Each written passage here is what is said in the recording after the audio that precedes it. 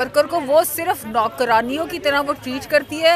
اپنے باپ کی جاگیر سمجھ بیٹھی ہوئی تھی اور وہ یہاں پہ اس طرح حکومت کر رہی تھی کہ پاکستان ان کے باپ کی جائیداد ہے اور آئین کو فالو نہیں کر رہی. اس کا مطلب ہے آپ پاکستان کو نقصان پہنچا رہے ہیں. السلام علیکم، میں ہوں شہزاد امان اور آپ دیکھ رہے ہیں ASA TV. ابھی میں زمان پارک میں موجود ہوں. آج 18واں روز ہے تو خواتین کا جوش و جنون بالکل ختم نہیں ہوا. آج ایک دو کوشچن میں ان سے پوچھوں گا. ریحانہ ملک جن کا ایشو بنا تھا جلسے کے اندر جو ہے نا مریم نواز کے، ان کو جو ہے نا تقریر میں نہیں آنے دیا، آگے نہیں آنے دیا، ان کو دھکے ملے.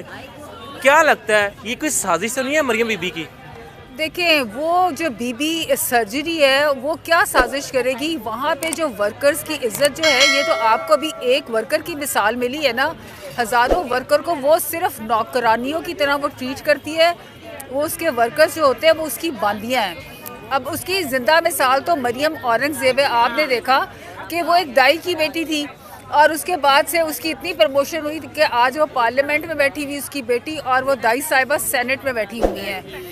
وہ ان کے جتنے زیادہ وہ ان کے پاؤں دباتی ہیں اتنی زیادہ وہ ان کو پروموشنز دیتے ہیں، کیونکہ وہ مریم چورنی جو ہے وہ اس ملک کو اپنی سلطنت سمجھ بیٹھی ہوئی تھی اور یہاں پر وہ اپنے باپ کی جاگیر سمجھ بیٹھی ہوئی تھی اور وہ یہاں پہ اس طرح حکومت کر رہی تھی کہ پاکستان ان کے باپ کی جائیداد ہے. اور یہ جو ورکر جس کی آپ بات کر رہے ہیں ریحانہ ملک، یہ اس کو یہاں پہ یہ چھوٹی چھوٹی اور نیچ حرکتیں یہ عورت اگر کرتی ہے تو اس میں اپنی عزت گواتی ہے. آپ نے دیکھا کہ پہلے بھی اس نے جتنی بھی حرکتیں کی ہیں، اب آج کل آپ دیکھ رہے ہیں وہ حلف لے رہی ہے. دیکھو تمہارا یہی خان صاحب کا مذاق اڑاتی تھی. یہ خان صاحب کا مذاق، یہ اس کی اوقات ہے خان صاحب کا مذاق اڑانے والی. یہ تو اس کی جوتی کی خاک کے برابر نہیں ہے.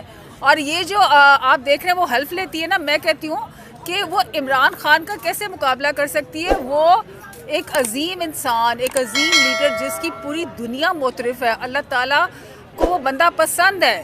آج 22 کروڑ عوام اس کے ساتھ ہے. اور مجھے تو ہنسی آتی ہے یہ اگر وہ خان صاحب نے حلف لیا اپنے ورکروں سے، اپنی قوم سے، قوم نے لبیک کہا، لیکن جب یہ ان کو کاپی کرتی ہے تو اس کا اور زیادہ تمسخر اڑایا جاتا ہے کہ تمہارے میں عقل کی کمی نہیں ہے. میں تو کہتی ہوں کہ عقل کی سرجری ہو تو وہ بھی کرا دے. 2 ملکوں میں اس کے گلے کی سرجری ہوتی ہے. کاش کوئی ایسا ملک ہو جو دماغ کی سرجری کرتا ہو. اس کا مینٹل لیول اتنا لو ہے. یہ ان پڑھ اور جاہل عورت ہے. یہ اسکول فیلئر ہے، کالج فیلئر ہے. آخر اس کے باپ نے اس کو اپنی ہی کمپنی پاکستان مسلم لیگ میں رکھنا اس کو پڑا تاکہ یہ اپنے ورکرز پہ حکومت کر سکے. اب شاہد خاقان عباسی کی طرف آتی ہوں. دیکھیں شاہد خاقان عباسی ان کی پارٹی کے ایک سینئر لیڈر ہیں اور انہوں نے اپنا کافی وقت دیا. آپ اس پارٹی کی فرعونیت کی انتہا دیکھ لیں کہ انہوں نے اپنی پارٹی کو ایک private family friend and family company بنا لیا ہوا ہے جس میں بیٹی، باپ، بھتیجا، بھانجا سب اکوموڈیٹ ہے. اور جو ان کے ورکرز، جو ان کے سینئر رہنما جنہوں نے 35 سال 40 سال اس پارٹی کو دیے، آج اس کی جگہ کون لے رہی ہے؟ ایک وہ عورت جس کا کوئی پروفائل نہیں ہے. اور وہ اس کو تو نیچرلی شاہد خاقان عباسی جو ہیں انہوں نے، وہ ایک زیرک سیاستدان ہے. بے شک ان کا ہماری پارٹی سے تعلق نہیں ہے لیکن ان کا فیصلہ جو ہے بالکل ٹھیک ہے.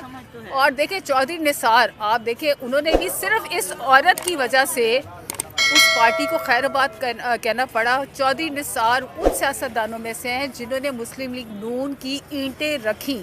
اور آج کل کی یہ آئی ہوئی عورت جس کے پاس نہ عقل ہے، نہ سمجھ ہے، نہ تعلیم ہے. عمران خان یہی کہتے ہیں نا، ایک تو یہ عقل سے تو پیدل ہیں اور جاہل بھی ہیں. تو آج چودھری نثار نے تو بہت دیر پہلے ان کو خداحافظ کہہ دیا تھا. اب آہستہ آہستہ آپ دیکھیں گے کہ ان کی لیڈرشپ تتر بتر ہو جائے گی اور یہ اکیلی عورت ٹکٹیں لے کے بیٹھی ہوگی اور کوئی ان کی ٹکٹوں پہ تھوکے گا بھی نہیں. شاہد خاقان عباسی اگر چل کے آتے ہیں تو کیا آپ ایکسیپٹ کر لیں گی؟ دیکھیں میری بات سنیں، یہ قبل از وقت ہے کہنا. یہ تو ہماری سینئر لیڈرشپ جو ہے یہ ان کے فیصلے ہیں، وہ ڈیسیژن کریں گے. لیکن ہم جو اس وقت ہماری پارٹی متحرک ہے، ہمارے ساتھ لوگ ہیں، 22 کروڑ عوام ہے اور انشاءاللہ ہمیں اس وقت اللہ تعالیٰ کی مدد ہمارے ساتھ ہے. دیکھیں وہ بندہ بیٹھا ہوا نا اس سرزمین پہ، نہ اس نے اس دھرتی کو چھوڑا، وہ اپنے لوگوں کے لیے اس نے اپنی ساری زندگی وقف کی.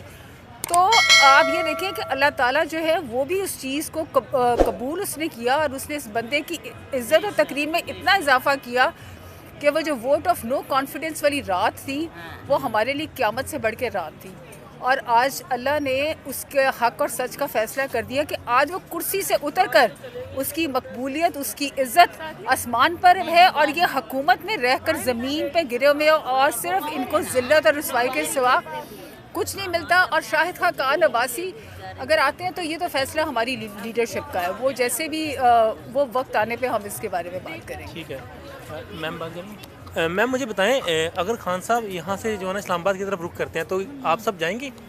ہم جہاں ہمارے لیڈر وہاں ہم۔ تو کیا لگ رہا ہے الیکشن ڈیلے ہوں گے یا نہیں؟ دیکھیے ابھی جو فیصلہ ہے اس کے مطابق 90 دن کے اندر اندر الیکشنز ہو جانے چاہیے۔ تو میم اگر الیکشن ڈیلے ہوتے ہیں تو کیا اس سے پی ٹی آئی کی ساکھ کو کوئی نقصان پہنچے گا؟ دیکھیے اس سے پاکستان کی ساکھ کو نقصان پہنچتا ہے کہ اگر آپ قانون اور آئین کو فالو نہیں کر رہے، اس کا مطلب ہے آپ پاکستان کو نقصان پہنچا رہے ہیں۔ تو میم مجھے یہ بتائیں کہ اب جو اگلا اعلان عمل خان صاحب نے کیا دیا ہے، مطلب کہ ابھی 18واں روز ہو گیا ہے، ابھی بھی کوئی نہ یہ مطلب کہ نون لیگ والے یا پی ٹی ایم والے جو حرکتیں کر رہے ہیں کہ جی آج ہی عمران خان کو گرفتار کرنا ہے، کبھی رات کو 2 بجے کبھی 11 بجے آ رہا ہے، کیا لگ رہا ہے یہ کیا کر رہے ہیں یہ؟ دیکھیں ان میں اتنی ہمت نہیں ہے کہ یہاں کا ایک پتہ بھی ہلا سکیں، تو خان صاحب تک پہنچنے سے پہلے انہیں ہم میں سے گزرنا پڑے گا، تو ان میں اتنی ہمت نہیں ہے، یہ بس ایسے ہی شوشے چھوڑ رہے ہیں۔ تو میم ابھی بھی جو بچے، جو بزرگ، جو عورتیں گھر بیٹھی ہیں ان کے لیے کوئی پیغام ہے آپ کے پاس؟ جی میرا سب کے لیے یہ پیغام ہے کہ دیکھیں اس وقت جو ملک کے حالات ہیں، جس طرح ہم لوگ جب سے یہ حکومت ہم پہ مسلط ہوئی ہے، مہنگائی جتنی ہوگی، جس طرح خودکشیوں کا جو ہے وہ کافی ریٹ انکریز ہو گیا ہے، تو سب کو پاکستان کو بچانے کے لیے خان صاحب کے ساتھ دینا ہوگا اور سب کو نکلنا ہوگا، تاکہ آج نہیں نکلے۔ اگر یہ میں اپنی قوم سے درخواست کرتی ہوں، اپنی ماؤں، بہنوں، بیٹیوں سے، بزرگوں سے، نوجوانوں سے، یہ آج پاکستان ایک ڈیفائننگ مومنٹ پہ کھڑا ہوا ہے۔ 2 راستے ہیں، ایک حق کا راستہ، سچ کا راستہ، اور ایک یہ بدی کا راستہ جو چوروں ڈاکوؤں نے اپنایا ہوا ہے۔ اگر آج ہم لوگ نہ نکلے حق سچ کے لیے، نہ نکلے اپنے بچوں کے لیے، نہ نکلے، تو ہمیں یہ موقع کبھی نہیں ملے گا، کیونکہ عمران خان کو اللہ تعالیٰ نے پاکستان کے لیے ایک تحفہ بنا کے بھیجا ہے۔ پاکستان رمضان المبارک میں بنا تھا، 27ویں کی رات کو بنا تھا، اس کا ذمہ، اس کی حفاظت اللہ تعالیٰ کے ذمے ہے۔ تو عمران خان کو ایک تحفے کی شکل میں پاکستان کو دیا گیا، کیونکہ 70 سال سے اس ملک کو جس طرح سے لوٹا گیا، نوچا گیا، عوام کا خون چوسا گیا، اور آج عمران خان نے عوام کو شعور دیا اور بتایا کہ کس طرح سے ہمیں لوٹا جا رہا ہے، اور عوام اپنے حقیقی لیڈر کے ساتھ کھڑے ہیں، اور ہم سب کو آج نکلنا ہوگا، ہم سب کو سڑکوں پہ آنا ہوگا اپنا حق لینے کے لیے۔ حق کو آنا ہے، باطل کو جانا ہے، بے شک باطل مٹنے کے لیے۔ پاکستان زندہ باد، عمران خان زندہ باد۔ Thank you ma'am.